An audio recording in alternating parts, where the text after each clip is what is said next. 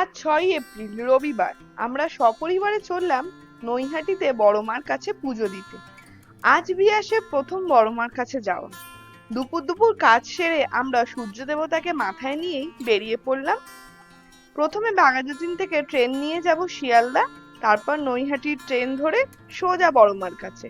স্টেশনে নেমে ৩ নম্বর প্ল্যাটফর্ম থেকে এসকেলেটর দিয়ে ১ নম্বর প্ল্যাটফর্ম থেকে বেরিয়ে সোজা স্টেশন রোড ধরলেই বড় মার মূর্তি। প্রথমে পূর্ব পরিচিত একটা দোকানে জুতো ব্যাগ সব রেখে চললাম আমরা গঙ্গা পরিদর্শনে। গঙ্গা মাকে প্রণাম করে এক সুন্দর সূর্যাস্ত দেখলাম। সামনেই দেখি রামনবমীর রামলালার পুজো হয়েছে। প্রণাম পর্ব সেরে দোকানটিতে এসে পুজো সামগ্রী গুছিয়ে চলে আসলাম মন্দির প্রাঙ্গণে। তোমাদের ছোট্ট গুড়িয়াও কিন্তু সবকিছু বেশ ভালোই এনজয় করছে।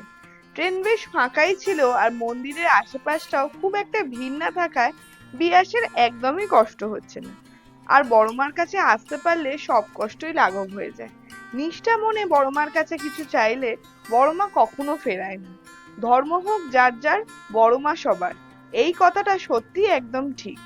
মন্দিরের ভেতরে ভিডিও করা নিষেধ, তাই ভক্তি ভরে পূজা দিয়ে মাকে দেখে আমরা প্রসাদ খেয়ে ফেরার পথ ধরলাম।